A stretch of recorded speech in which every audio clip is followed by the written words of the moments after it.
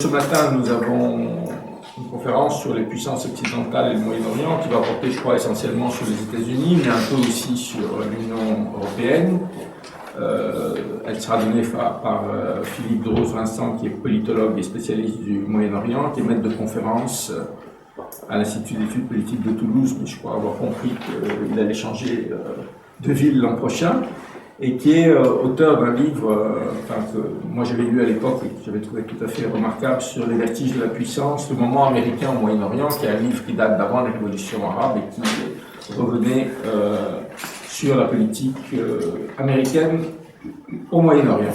Donc je lui passe la parole, comme d'habitude, je lui passe la parole pour environ 1 heure et ensuite nous aurons une demi-heure, 3/4 d'heure de questions. Et encore une fois, je te remercie d'être ce matin parmi nous. Merci.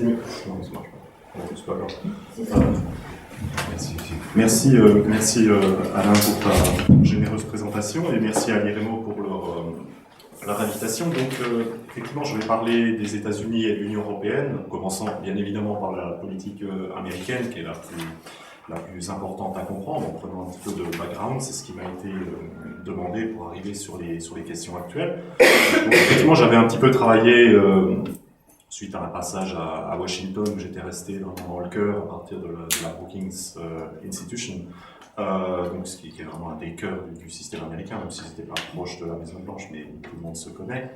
À cette époque, puisqu'ils sont plutôt démocrates, j'avais travaillé un petit peu là-dessus. Je n'ai pas retravaillé là-dessus, mais c'est vrai que j'ai très envie de retravailler là-dessus, voir ce qui s'est passé depuis 2007 et puis l'administration Obama. Le moment est très très favorable pour travailler là-dessus.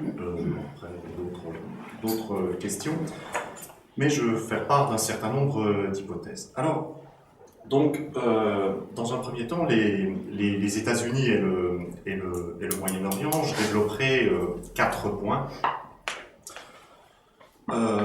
pour essayer de comprendre comment fonctionne cette politique américaine et comment on en est arrivé à cette omniprésence américaine dans les dynamiques de politique étrangère du Moyen-Orient.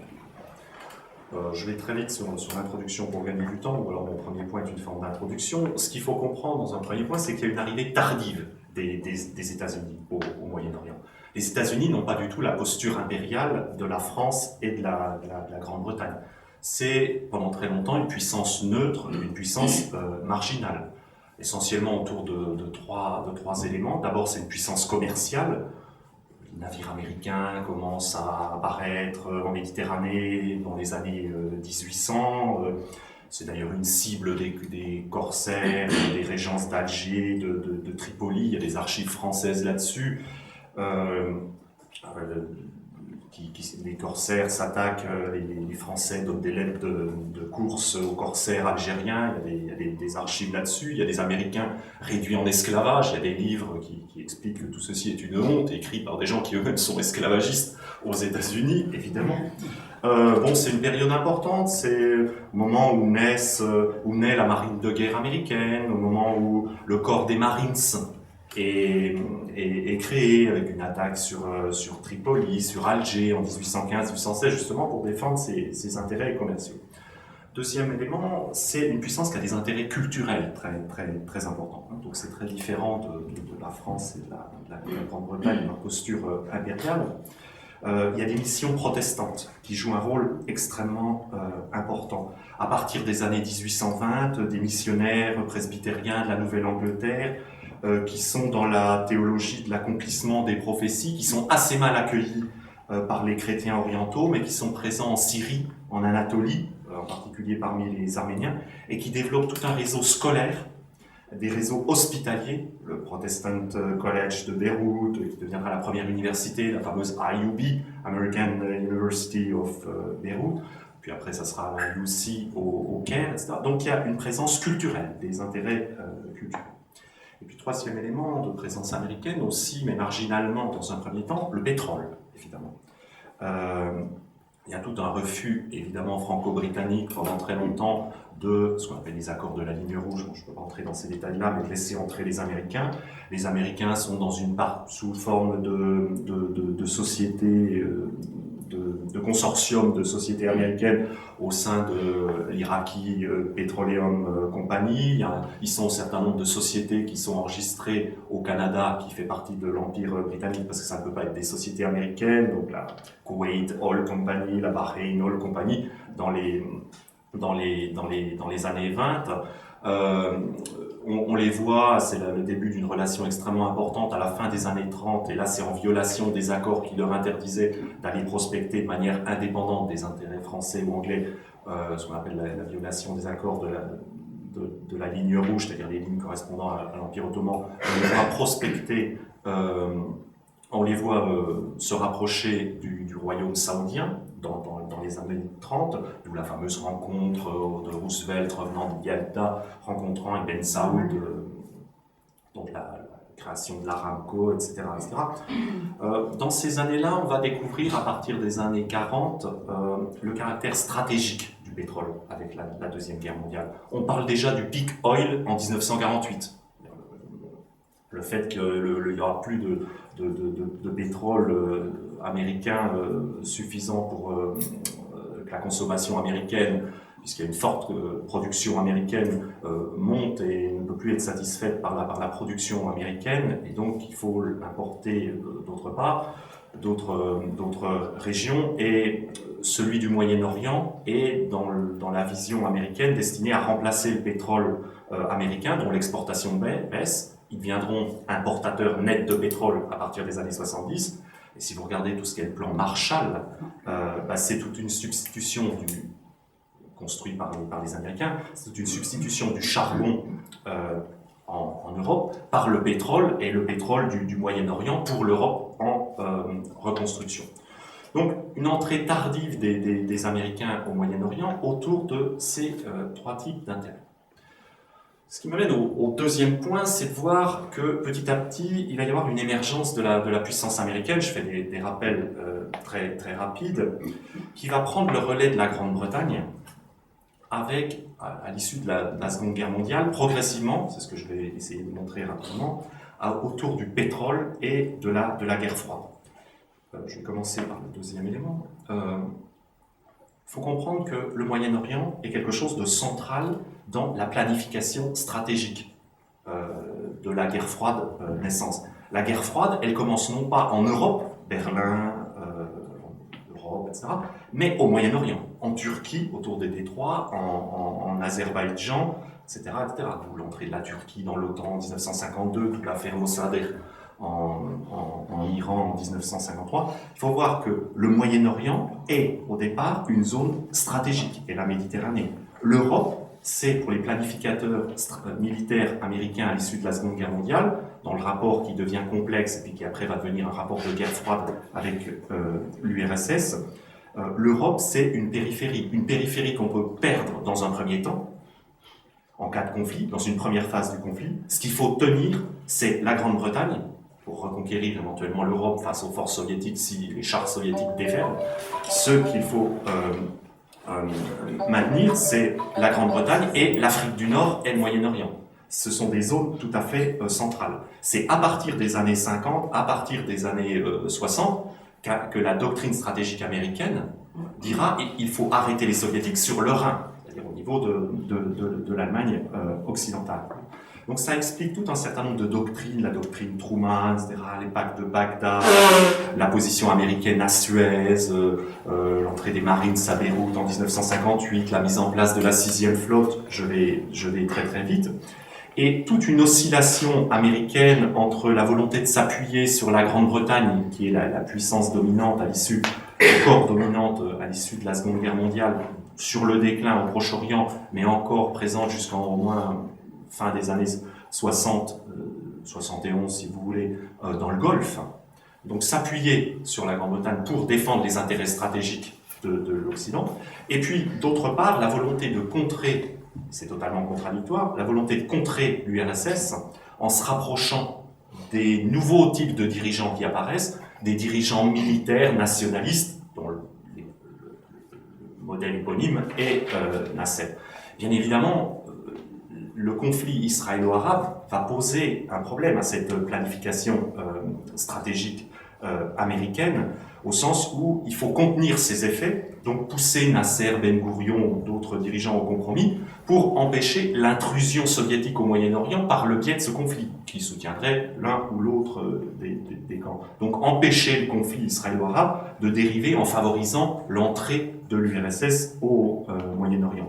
Et donc la politique américaine, c'est tout un bricolage, un équilibre instable entre ses intérêts que j'ai montré, s'appuyer sur la Grande-Bretagne, puissance finissante, anciennement dominante au Moyen-Orient, s'appuyer sur les nouveaux dirigeants, contrer le conflit israélo-arabe, être présent de tous les côtés pour défendre cette vision stratégique du Moyen-Orient que j'ai essayé d'expliquer.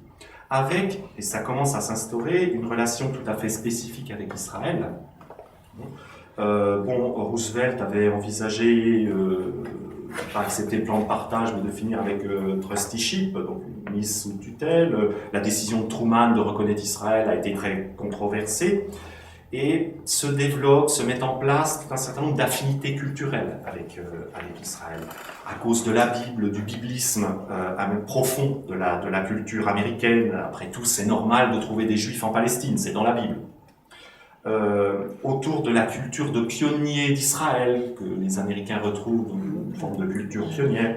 Et puis après les années 59-60, le procès Eichmann, l'ombre de la Shoah qui pèse sur les relations entre Israël et les États-Unis. Donc il n'y a pas seulement que des jeux de politique intérieure américaine, le fameux vote juif, le lobby, etc. Mais ça n'est pas que cela, il y a aussi tout un certain nombre d'affinités qui commencent à créer une relation au sens où les Arabes, ce sont des alliés avec qui il faut, qui vendent du pétrole, des clients avec qui il faut traiter ces problèmes stratégiques dont je viens de vous parler. Israël, ce sont des amis.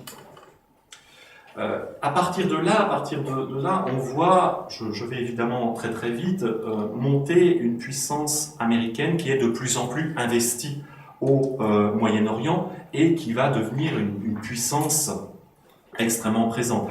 À la fois sur les deux aspects tout à fait stratégiques, à la fois sur le conflit israélo-arabe, c'est-à-dire que à partir de 67, la présence d'Yitzhak Rabin, au moment où il est présent à Washington, à l'ambassade, mais Israël va devenir un atout stratégique après la guerre de 67, avec la montée du lobby, du fameux lobby pro-israélien aux États-Unis qui se réorganise, avec tous les efforts américains pour gérer ce conflit, la 242, la 338, donc les fameuses résolutions de l'ONU, les plans Rogers, les médiations de Kissinger, le retournement de l'Égypte aux soviétiques à partir de 72 où Sadat renvoie les conseillers soviétiques, puis Camp David. Donc là, la puissance américaine définit des intérêts. Vous voyez comment on est passé d'une puissance très, très marginale, ce que j'ai expliqué en premier point, petit à petit une puissance tout à fait centrale.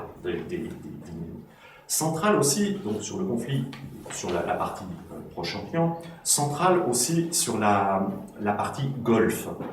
L'Iran devient un pilier de sécurité extrêmement important pour les États-Unis, jusqu'en 1978.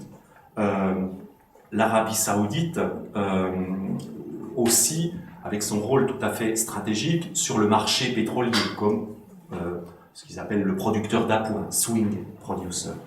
C'est-à-dire qu'il faut comprendre que dans cette région du Golfe, j'ai dit la Grande-Bretagne reste jusqu'à la fin des années 70, on son retrait pour 1971, à partir du moment où les Britanniques ont suffisamment de problèmes internes à régler pour laisser tomber leur dernière possession coloniale, donc le Golfe.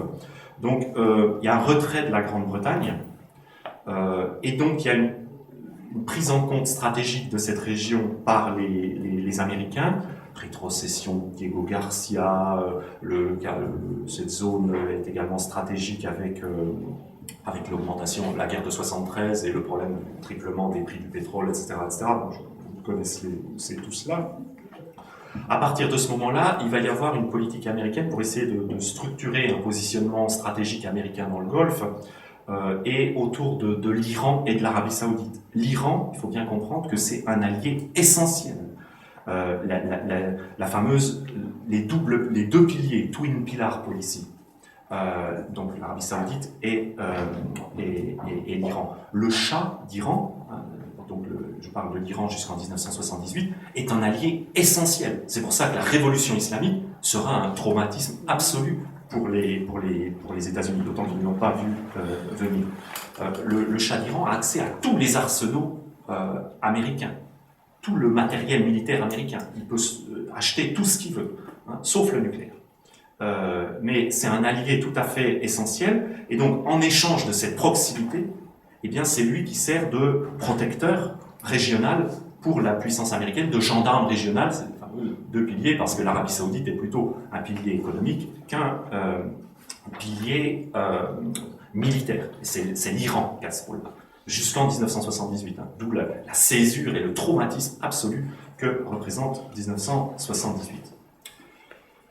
Ce qui m'amène au troisième point. Donc, vous voyez comment progressivement les États-Unis sont devenus une puissance extrêmement impliquée dans les dynamiques régionales, à la fois au Proche-Orient, autour du conflit israélo-arabe, et sur la région du Golfe. Donc, cette fameuse puissance qui est incontournable sur cette région globale qu'est le Moyen-Orient. Et donc, vous voyez comment les intérêts américains se sont construits progressivement pour devenir massifs et importants et pesants. Pour arriver à la période actuelle, et ça m'amène au troisième point, je crois qu'il y a une phase tout à fait différente, quelque chose qui s'ouvre, et que j'avais un petit peu travaillé dans le livre que Alain a eu l'amitié de rappeler, même s'il date de 2007, mais une phase qui va des années 80 jusqu'à la période Bush. Puis le quatrième point reviendra sur l'administration Obama. Et donc dans ce troisième point, je vais revenir sur cette phase très, très spécifique qui est la phase qui s'ouvre par les années 80. Je vais donner un certain nombre d'éléments assez rapides, donc je renvoie à ce que j'avais écrit dans ce vertige de la puissance, où j'avais détaillé un certain nombre d'éléments. Et c'est une phase extrêmement importante, et il y a une espèce de continuité. Bien entendu, il y a les années 80, c'est l'administration Carter dont je vais parler, et puis l'administration Bush, donc entre-temps il y a du Bush père, et puis après il y a du Bush fils. Mais c'est très important de voir que quand on cherche comment fonctionne la politique américaine, non pas comment on la voit, on l'imagine, mais comment elle fonctionne concrètement, de voir qu'un certain nombre d'hommes qui sont au cœur du système américain dans les années 90-2000, sont présents dès le début des années 80. Alors évidemment, bon, c'est assez logique et ça n'est pas un développement conceptuel monstrueusement compliqué que je fais ce matin. Ils sont jeunes dans les années 80, vieux dans les années 90-2000. Et donc, s'ils sont plus vieux, ils sont dans des positions plus de pouvoir, etc.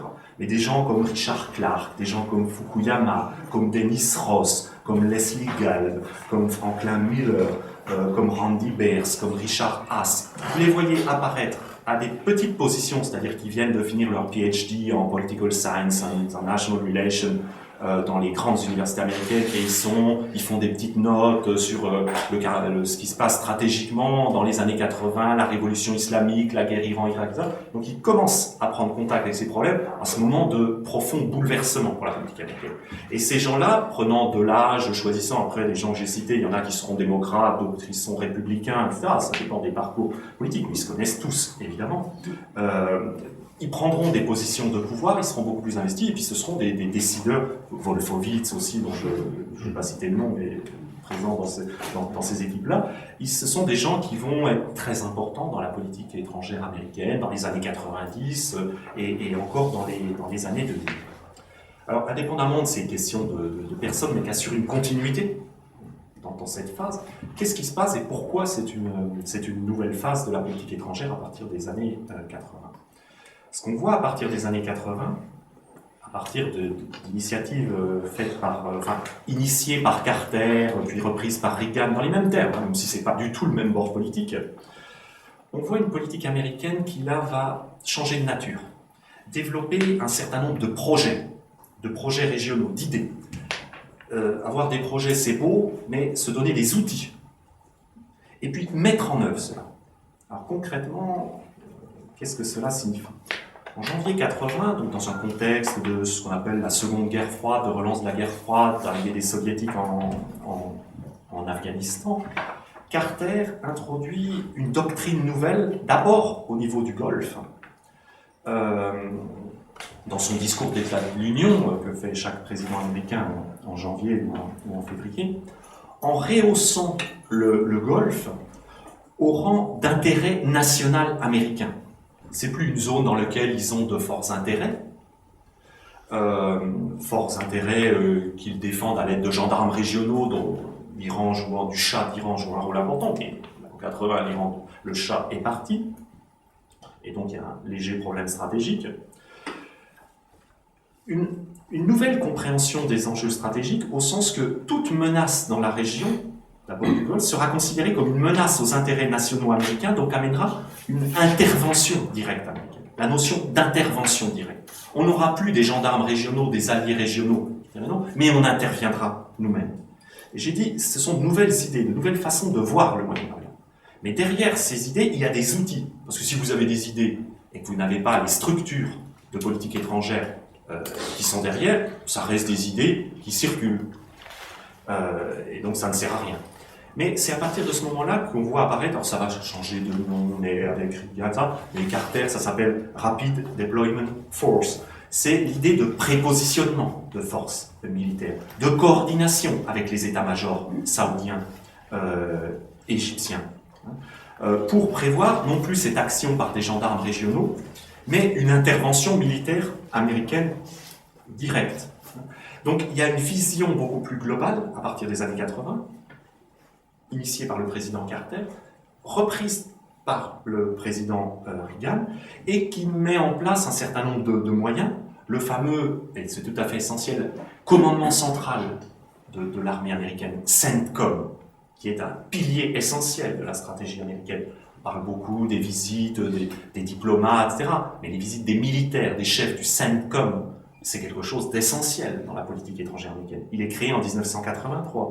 C'est à partir du CENTCOM que, bon, c'est un peu plus tardif, que sera mise en place, vous savez qu'il y a la 6e flotte en Méditerranée, mais au Qatar, la 5e flotte, qui est quelque chose de tout à fait important. Ce qu'il faut voir, c'est qu'à partir de ce moment-là, progressivement, il n'y a pas de date précise où tout cela change, c'est des éléments de changement de la politique étrangère américaine. La politique américaine voit le Moyen-Orient de manière globale. Auparavant, il y avait une espèce de division, le conflit israélo-arabe, c'était le State Department, la Maison-Blanche, c'était compliqué, le Golfe, c'était les compagnies pétrolières avec souvent les fils de missionnaires américains dont j'ai parlé tout à l'heure, les intérêts culturels, les missionnaires, les fils qui s'étaient transformés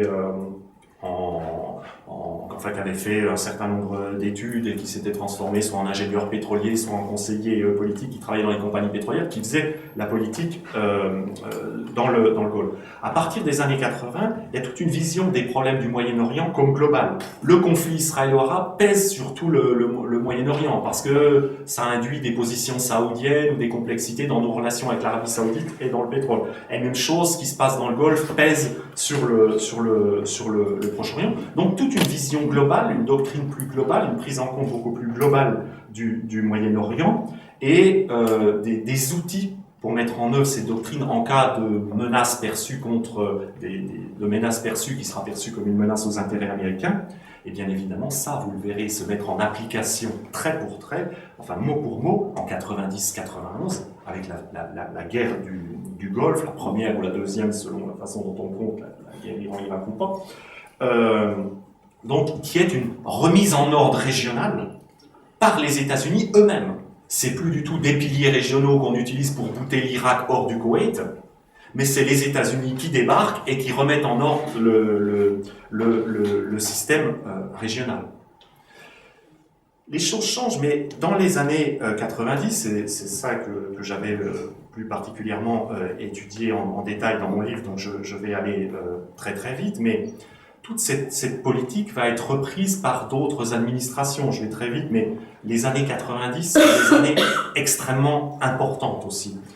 Des années d'après-guerre froide, où il y a une espèce d'euphorie américaine. On est puissant, en particulier donc sous l'administration Clinton, même si au départ elle est élue sur des questions économiques. Mais on est puissant, on a participé à cette recomposition régionale, de remise en ordre du système régional qui est la guerre du Golfe de 90-91. On est puissant et les dynamiques, il y a une espèce de dynamique vertueuse qui va se mettre en place avec ce qu'on appelle le processus d'Oslo.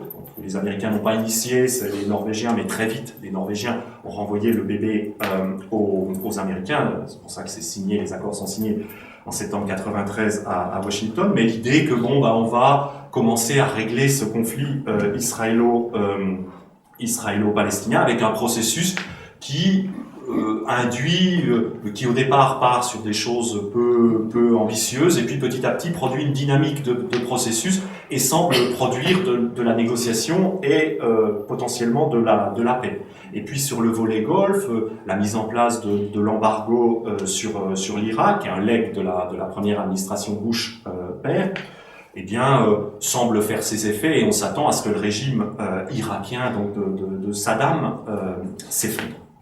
Ce qu'on va voir dans les années 90, c'est que malgré cette position hégémonique très importante des intérêts américains dans la région, la politique américaine va s'enliser.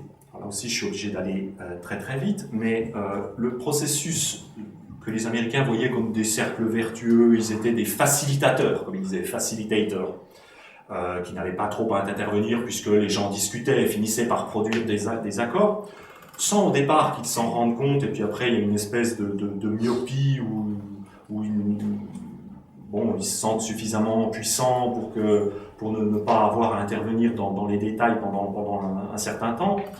Petit à petit, le processus d'Oslo va s'enliser. C'est-à-dire qu'à Oslo, on va non plus négocier pour produire des choses concrètes, mais très vite, la mort d'Yitzhak Rabin, 95, l'arrivée de Netanyahou, va changer la donne. On négocie pour faire plaisir aux Américains. Ils s'en apercevront pas. Parce que, ils invitent dans des conférences à Washington, etc. Donc on met une cravate, on va négocier. Mais on négocie, en fait, pour dénoncer à la tierce partie, aux facilitateurs américains, le fait que votre vis-à-vis, donc israélien ou palestinien, ne négocie pas vraiment, mais joue des jeux doux. Donc on ne négocie plus, mais on va montrer que l'autre est un mauvais négociateur devant les Américains dans différents sommets ou devant les envoyés américains. Là, c'est plus de la négociation produisant des cercles vertueux de négociation comme ils ont pensé le processus d'Oslo, mais c'est de la négociation qui s'enlise, qui ne produit rien, qui produit de la discussion pour la discussion, puisqu'on discute pour être présent et pour montrer que l'autre en face est un mauvais acteur. Donc, premièrement, sur le processus d'Oslo, il va y avoir un enlisement progressif. Et à partir de 1995, l'enlisement est total. Deuxième dossier, très très important stratégiquement, l'Irak. Il va y avoir une espèce d'obsession américaine vis-à-vis de l'Irak qui va se développer. Le fait que l'embargo, les Américains vont s'apercevoir que l'embargo, malgré les zones d'exclusion aérienne, malgré le renforcement de l'embargo qui au départ est multilatéral, ce qu'ils appellent du assertif multilatéralisme, c'est-à-dire du multilatéralisme parce qu'il y a encore la France et la Grande-Bretagne, bon, la Grande-Bretagne jusqu'au bout, la France désolidarisera un peu sur la fin, mais cet embargo est totalement contourné par le régime de Saddam Hussein, qui a autant de ressources, le régime, par la société irakienne, qui a autant de ressources qu'il en avait avant l'embargo, alors qu'il est sous embargo par un contournement généralisé, et donc on va renforcer les frappes de missiles de croisière, le renforcement de l'embargo, les sanctions plus intelligentes, etc.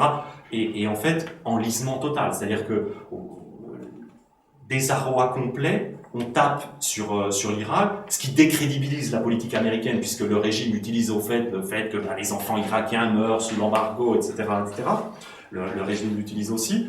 Mais de toute façon, les Américains n'arrivent pas à sortir de cette politique-là. Ils n'ont aucune politique de rechange. Si ce n'est s'enferrer avec Madeleine Albright, etc., diverses déclarations revenaient sur cette fin des années 90. L'embargo coûte cher, ne sert à rien et ne fait pas tomber le régime qui, au contraire, se renforce. Donc, enlisement sur ce dossier.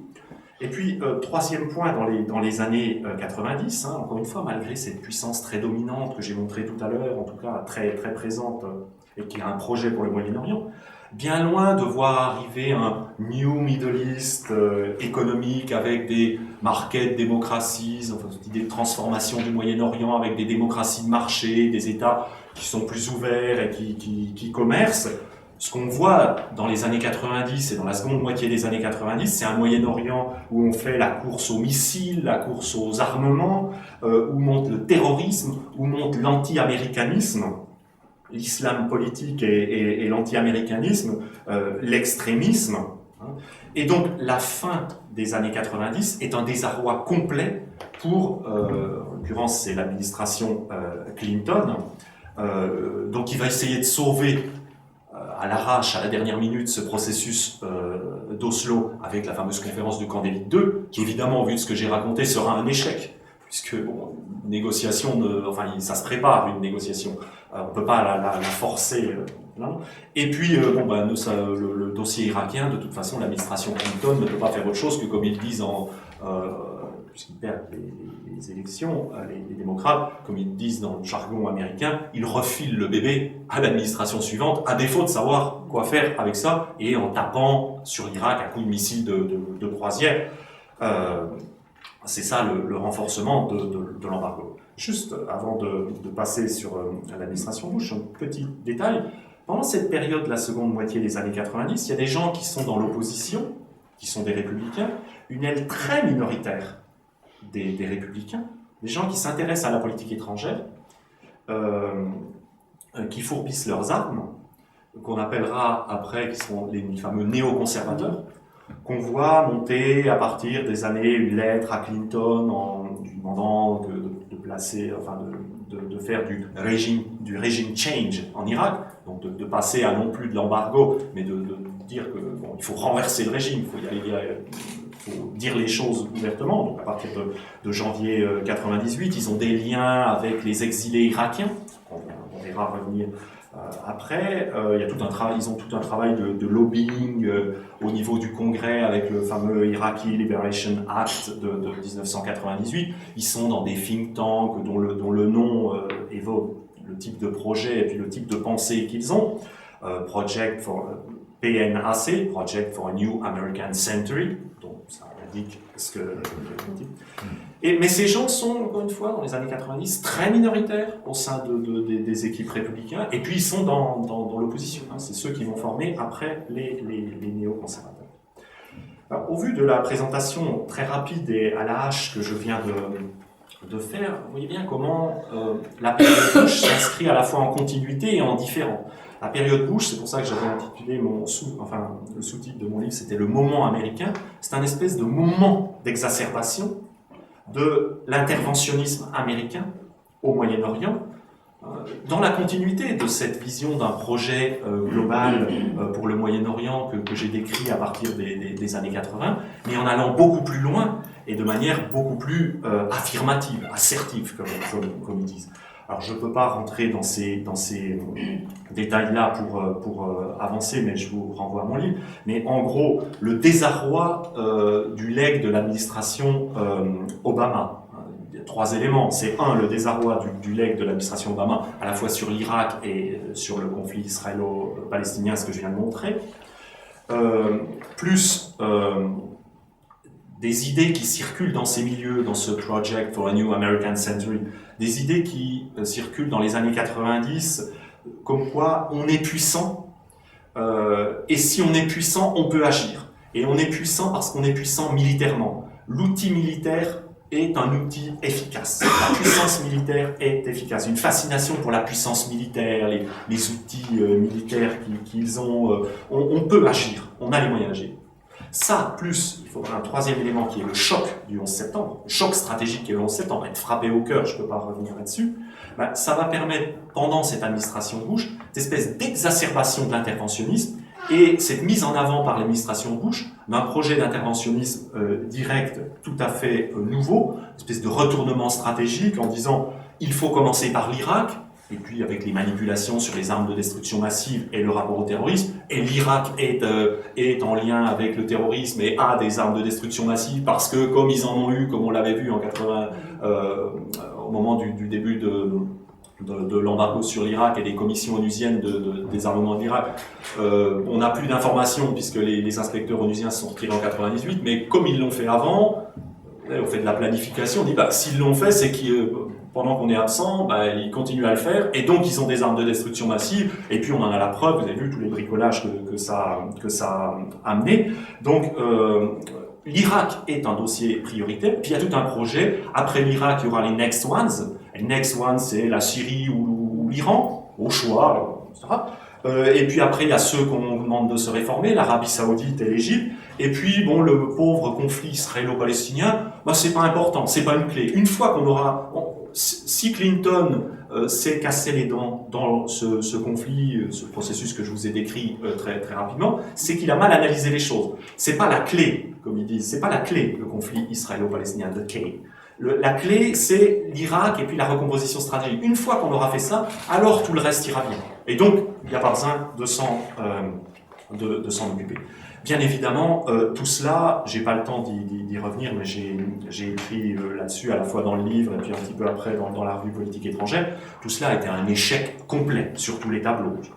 L'Irak, l'autorité palestinienne qui éclate, la montée de l'extrémisme, etc.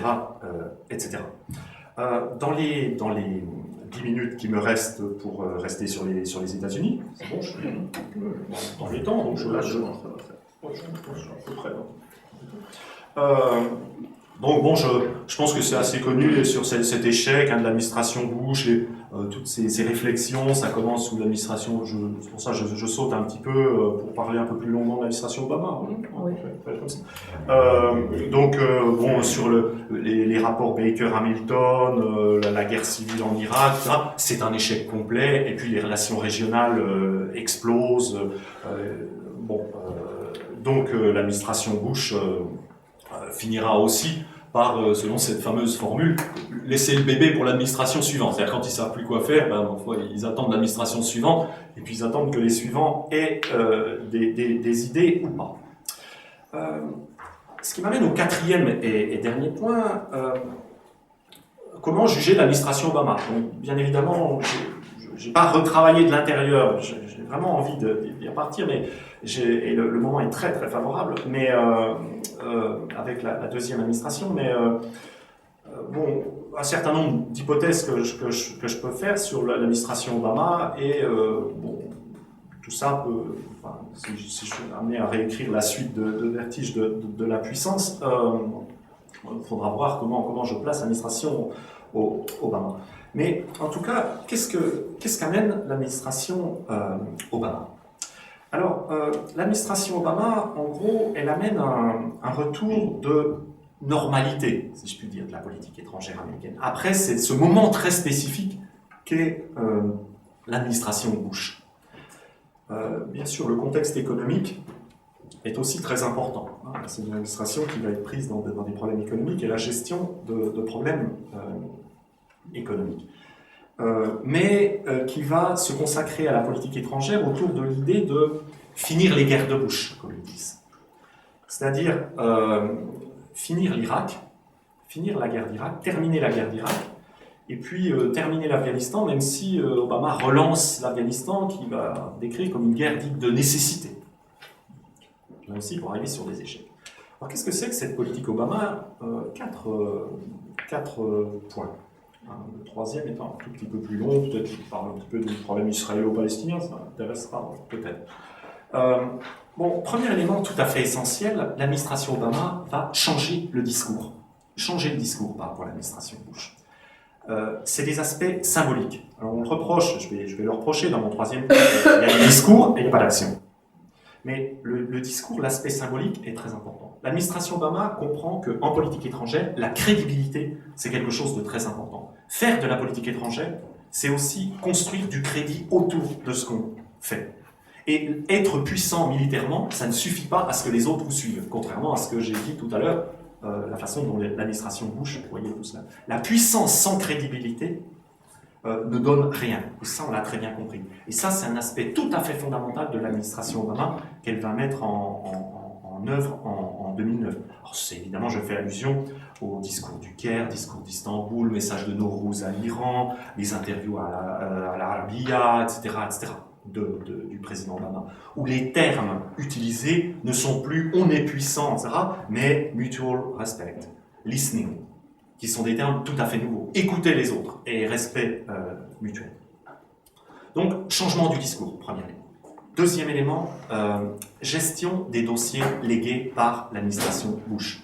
En premier lieu, la sortie de l'Irak. Je pourrais détailler, mais l'administration Obama, dans la continuité du plan qu'avait mis en place par l'administration Bush en 2007-2008, ce qu'on appelle le Status of Forces Agreement, l'accord qui permet de sortir les troupes américaines donc, des villes irakiennes en août 2010 et puis d'Irak complètement en décembre 2011. L'administration Obama va sortir les troupes américaines.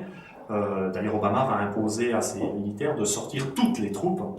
Il y a des problèmes d'immunité, de gestion d'immunité des soldats américains où les Irakiens n'ont pas cédé. Et l'administration Obama va gérer la fin de l'opération irakienne en stabilisant à peu près l'Irak. C'est une stabilisation dont on pourra parler qui est très instable, comme vous l'avez vu, depuis quelques années. Tout ça parce que l'administration Obama a un autre problème qui commence très rapidement, aussi en 2009, qui est, bon, ça sort un petit peu, enfin c'est le Middle East au sens large américain du terme, mais j'en parle pas aujourd'hui. Gérer les dossiers légués, c'est aussi l'Afghanistan, évidemment. Gérer l'Afghanistan. Et donc les troupes qui sont sorties d'Irak, elles sont envoyées en Afghanistan.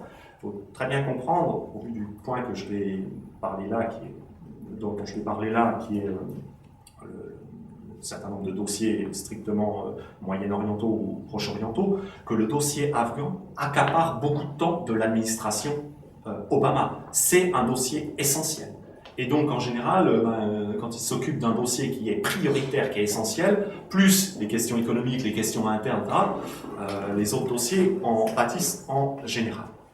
Mais troisième point sur lequel je serai un peu plus long, il y a toute une volonté d'ouvrir, de réouverture des dossiers que l'administration Bush avait mal gérés, ou sur lesquels elle avait créé un certain nombre de blocages régionaux. Le dossier palestinien, le dossier du nucléaire iranien ou le dossier des relations avec la Syrie. Là-dessus, l'administration Obama, j'ai un petit peu détaillé ce troisième point, a beaucoup déçu. Pourquoi ? Sur le dossier palestinien, il y a tout un optimisme de l'administration Obama à son arrivée, au moins dans le premier mandat. Tout un appel de la région à une implication américaine.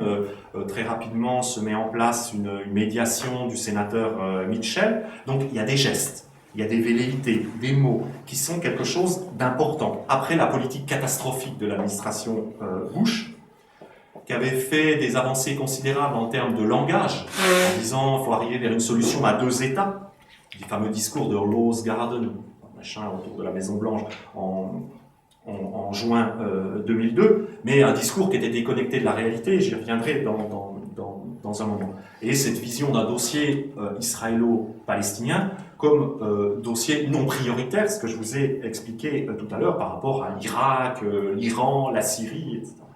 Donc, les gestes sont extrêmement importants. Il y a une prise en compte de l'importance, de la centralité de ce dossier.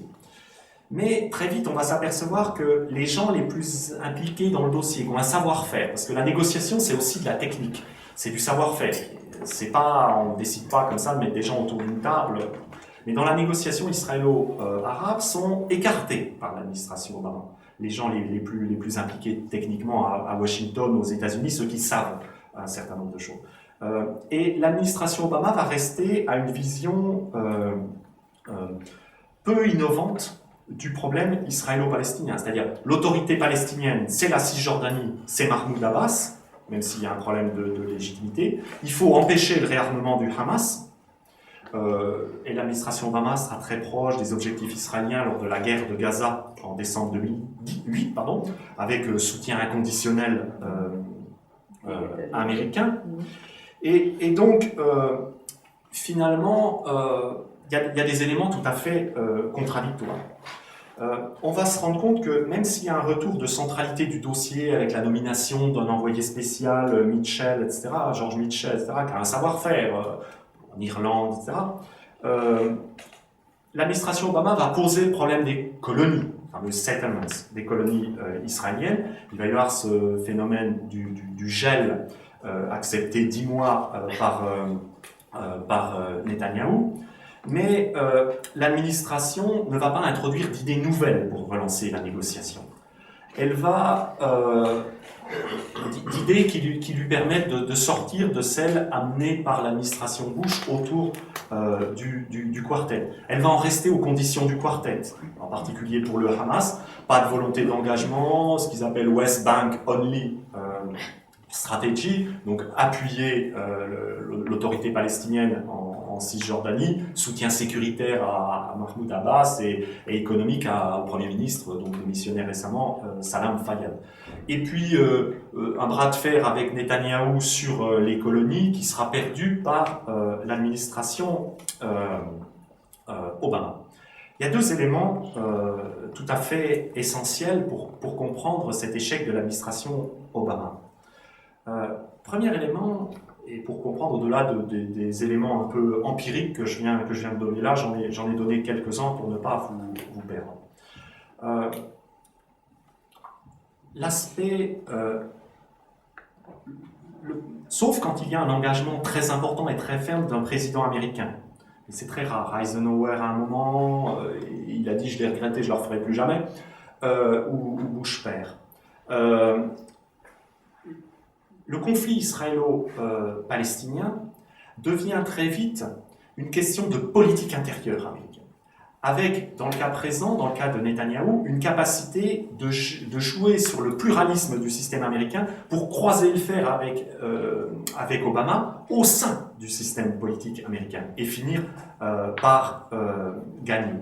Les questions de politique intérieure américaine finissent par peser de manière très importante, et particulièrement sur une administration Obama qui a une rhétorique de politique étrangère très innovante, mais dans l'action, et ça suppose des rapports de politique interne dans le Congrès, dans l'action, dans la mise en œuvre, est souvent peu innovante, et considère la politique étrangère, en termes de mise en pratique, comme une espèce de continuité de la politique intérieure, ce qui explique beaucoup de prudence de l'administration Obama. Il y a souvent tendance à considérer la politique étrangère non pas comme un domaine spécifique qui doit être coupé des dynamiques de politique intérieure, mais quelque chose sur lequel il faut arriver à calmer les jeux politiques, et des jeux politiques de politique intérieure qui se déchaînent, en particulier quand il y a un acteur qui sait comment fonctionne le système américain, et Netanyahou est très au courant du fonctionnement du système politique américain et joue beaucoup là-dessus. Regardez ses voyages, enfin, il y a tout un certain nombre de détails qui montrent qu'il a une capacité à jouer du fonctionnement du système américain pour croiser le fer avec Obama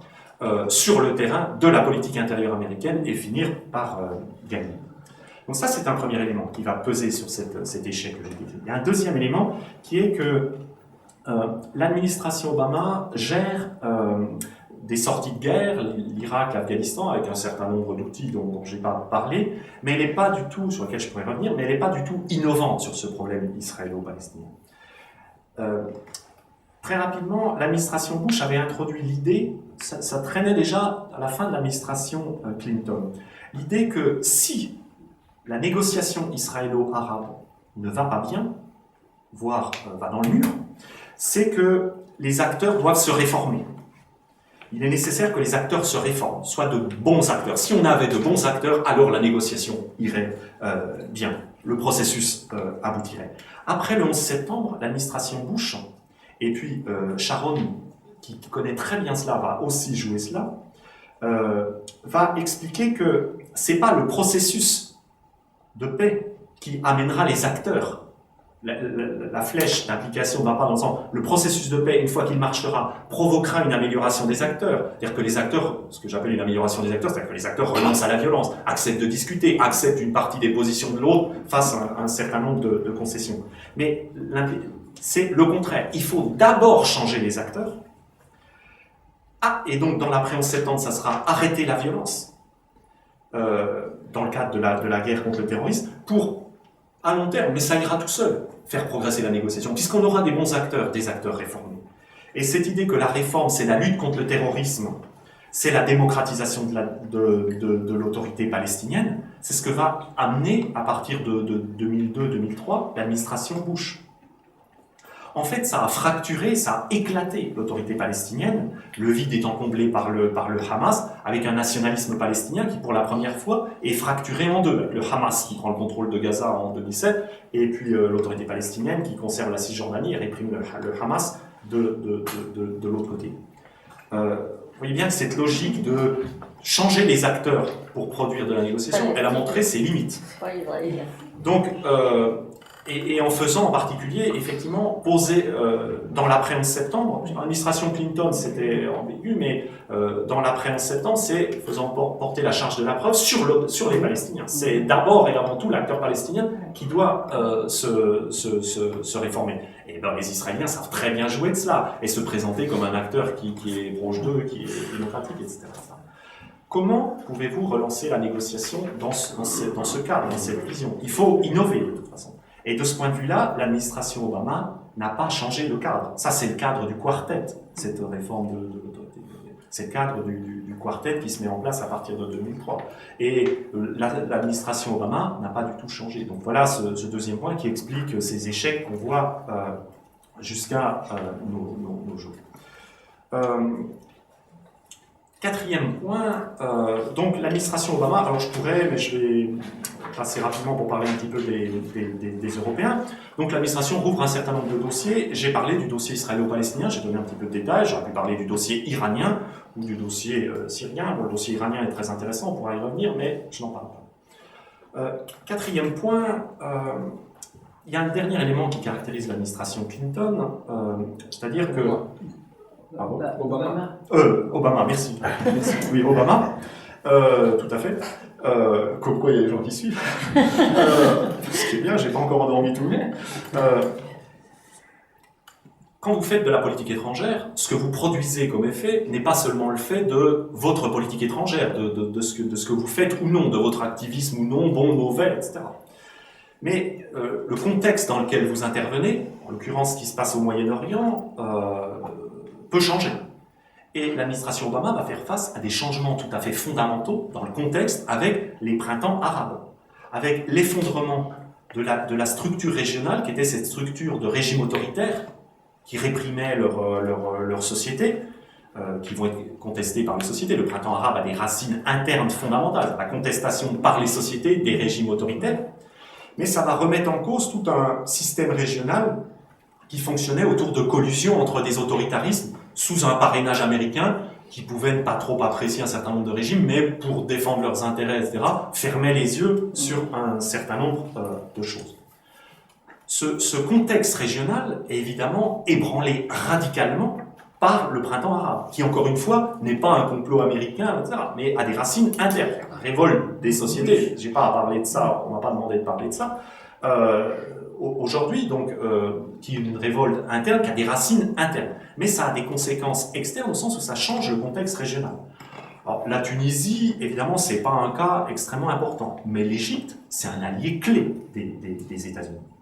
Ce qu'on voit, c'est que la rapidité du changement a forcé l'administration américaine, Obama, à s'adapter. Ce qu'ils appellent aux États-Unis du fine-tuning, c'est-à-dire on s'adapte.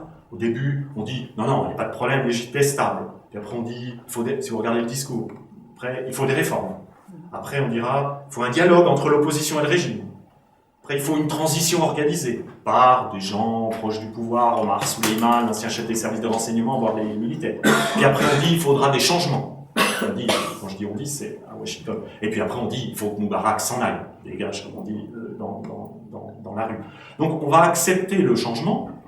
De toute façon, c'est un changement rapide et l'administration Obama est un peu mise au pied du mur. Donc elle adapte son discours et elle s'adapte beaucoup plus qu'elle ne pèse sur le changement. Les contradictions apparaissent très rapidement à Bahreïn, où là il y a une forte contestation du même type, même si le régime en place l'a décrit comme chiite, donc manipulé par en face, c'est-à-dire l'action de l'Iran. Mais enfin, c'est le même type de contestation par la société contre un pouvoir autoritaire. Le Bahreïn, ça pose un certain nombre de contradictions parce que le Bahreïn, c'est la porte sur l'Arabie Saoudite, qui est à côté, qui est un allié clé. C'est la 5e flotte, dont j'ai parlé tout à l'heure. Il il y a des bases, des prépositionnements en parlant. Donc les États-Unis, même s'il y aura de forts débats au sein de l'administration, mais ferment les yeux sur la répression et l'interventionnisme saoudien. Après, cas suivant d'adaptation, la Libye. Les États-Unis seront dans une position ambiguë qu'on va retrouver dans un cas beaucoup plus complexe qu'est la Syrie, mais les États-Unis sont à la traîne. Le Pentagone freine autant qu'il peut toute idée d'intervention où participeraient des Américains. L'idée de refuser d'entrer dans de nouvelles guerres après l'Irak, où ça a été déjà compliqué, et l'Afghanistan, où c'est très compliqué. Donc, refus de ce qu'ils appellent aux États-Unis boots on the ground, c'est-à-dire débarquer des soldats américains. Et puis Obama, de toute façon, a une rhétorique qui dit on ne fera pas ce que faisait l'administration Bush, au moins pendant un certain temps, vouloir reconstruire des États en Irak, en Afghanistan, du flambant neuf, du beau, du démocratique, etc. Mais ce qu'il faut faire, avant tout, c'est nation, donc ce qu'on appelle du nation building dans la rhétorique américaine. Mais ce que je ferai moi, ce qui est important pour moi, dit Obama, c'est nation building at home, aux États-Unis. Donc, l'idée que va développer l'administration Obama, c'est tout en étant extrêmement présente en soutien à l'action française, britannique, etc. Discours, on n'a pas besoin d'être en avant, ce qu'ils disent être in the front seat, être sur le premier siècle. Mais avoir des partenaires dans cette intervention, être présent, donc un espèce d'interventionnisme contraint, réticent et très prudent dans l'opération libyenne. Voilà comment on va réagir. Et donc, vous voyez combien, à partir de là, cette politique d'interventionnisme qui ne veut pas intervenir, enfin qui est très prudent, montre toutes ces contradictions, évidemment dans le cas syrien, qui est devenu un cas extrêmement complexe. Je ne peux pas revenir là-dessus. Parce qu'il faut parler des Européens. Et j'ai pris un peu trop de temps pour les États-Unis. Donc, voilà comment se caractérise la politique, l'adaptation de la politique de l'administration Obama, donc la politique américaine, au changement de contexte qu'est le printemps arabe. Donc, quelques minutes sur... plus trop, si. Plus trop. Je vais très bien. Non, je t'arrive pas. Si.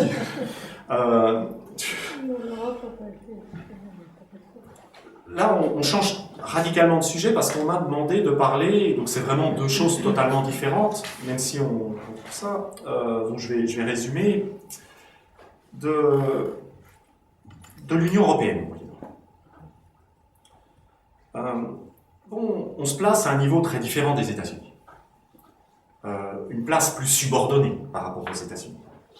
Par rapport à une politique régionale qui est très largement dominée par la direction donnée par les États-Unis, c'est ce que j'ai expliqué. Que cela vienne du poids des États-Unis, ce sur quoi j'ai insisté, des faiblesses propres des Européens, parce qu'ils ont leurs propres faiblesses à prendre un certain nombre de décisions, ou aussi, c'est un facteur qu'on oublie souvent, les acteurs locaux négocient ou ne sont sérieux dans ce qu'ils font, qui s'appellent Israéliens, Palestiniens, Iraniens, que quand les États-Unis sont dans le jeu, et considèrent que les Européens sont des gens de troisième roue de la roue de secours du carreau. Mais les Européens ont quand même développé un certain nombre d'outils intéressants, avec un certain nombre d'idées. Bon, c'est important de comprendre que le Moyen-Orient, en introduction, a toujours été une préoccupation européenne. C'est un des deux sujets de la première rencontre qui va créer l'ancêtre de la politique européenne de sécurité commune, donc ce qu'on appelle la coopération politique européenne en 1970, c'est autour du conflit israélo-palestinien. On en parlait tout à l'heure à l'entrée, effectivement je redis ce que tu me disais, mais j'avais prévu de le dire.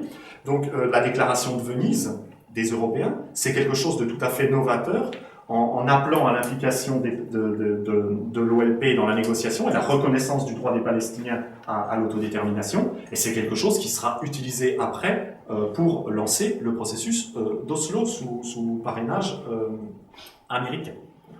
Donc les Européens ont un certain nombre d'idées et sont présents.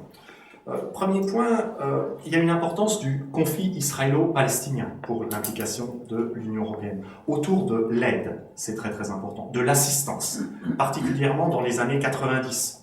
Dans les années 90, c'est au moins 50% de l'aide internationale.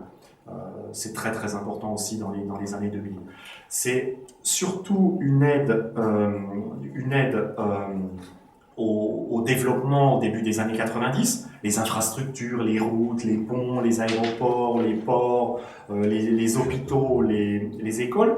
Et puis petit à petit, avec l'arrivée de ces idées américaines de réforme de l'autorité palestinienne, une aide aux finances de l'autorité palestinienne et une espèce de construction de l'État. Le problème, c'est que ça ne peut jamais dire le mot state parce que le mot est tabou, un espèce de state building donc construire un État palestinien sans dire le nom. Certains acteurs dans des conférences d'aide, certains acteurs de l'Union européenne, en particulier la France, prononcent le mot construction d'une conférence d'aide pour un État palestinien. Mais au niveau de l'Union européenne, on reste sur de l'aide aux finances et de l'aide pour les coûts de fonctionnement de l'autorité palestinienne et en particulier les forces de sécurité. La reconstruction des forces de sécurité de l'autorité palestinienne sous l'égide du quartet dont je parlais à partir de là.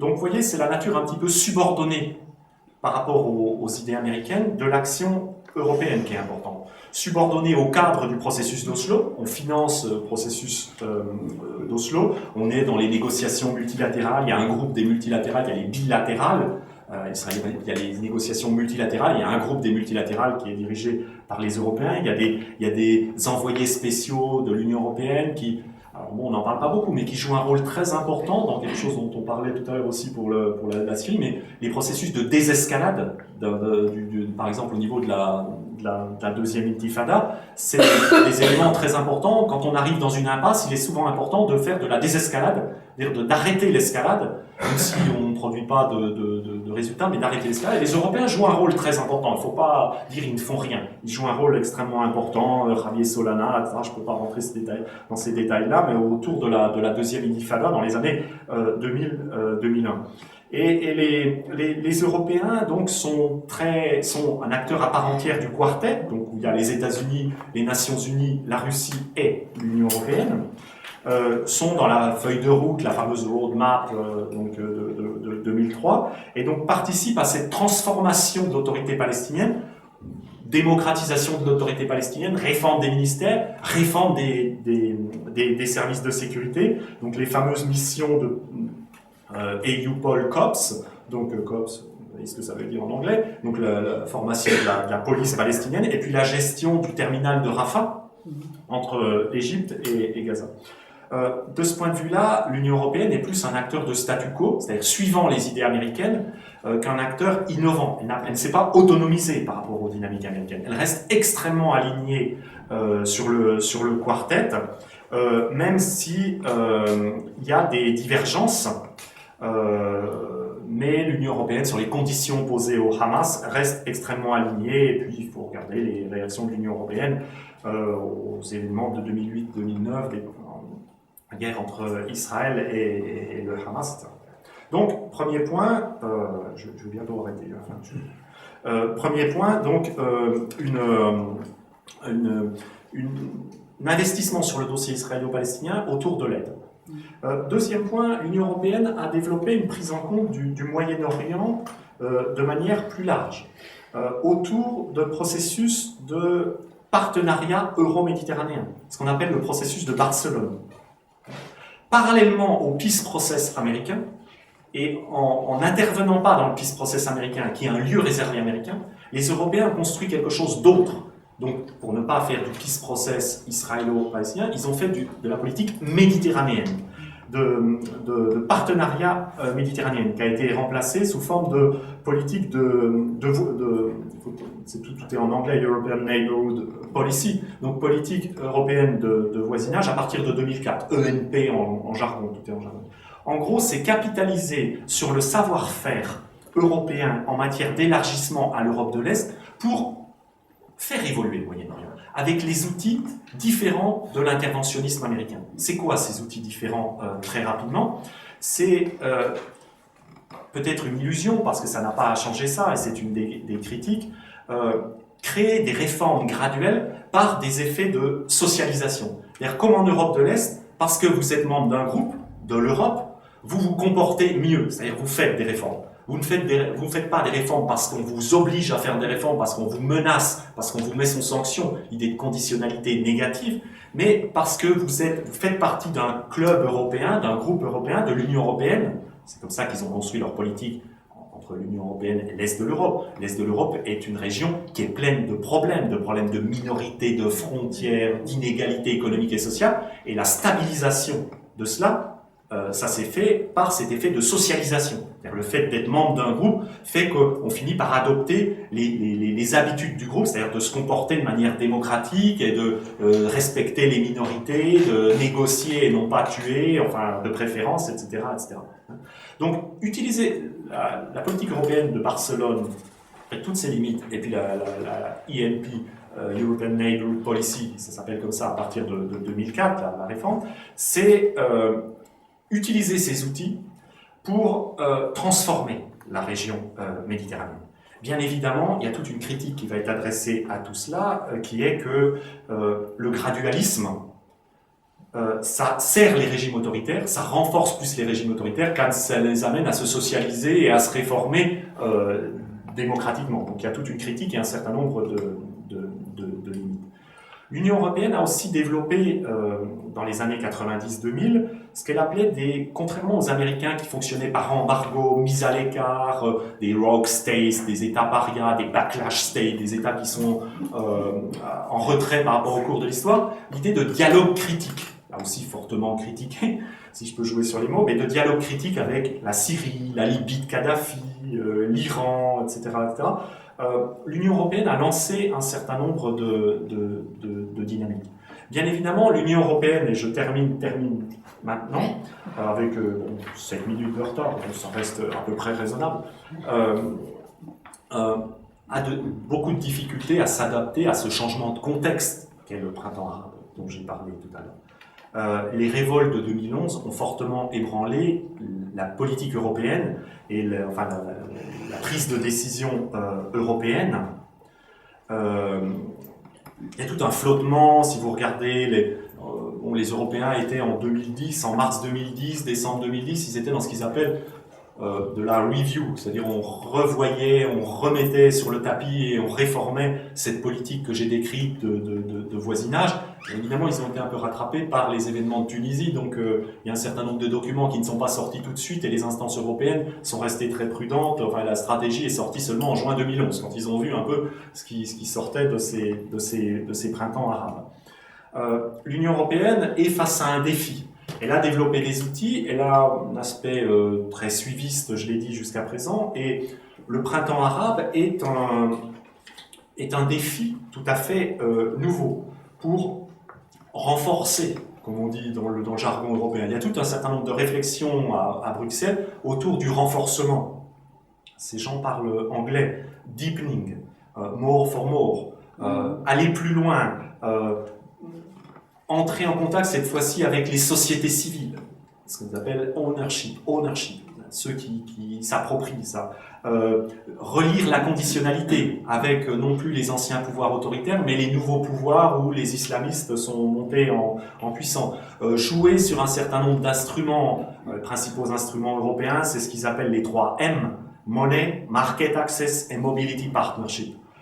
Donc l'argent, l'ouverture des marchés européens comme élément de conditionnalité contre des réformes et contre la pression, et puis les partenariats pour assurer des migrations. Évidemment, tout cela est très difficile puisque ces 3 questions sont des questions extrêmement politiques, et puis monnaie, il n'y en a pas beaucoup. Donc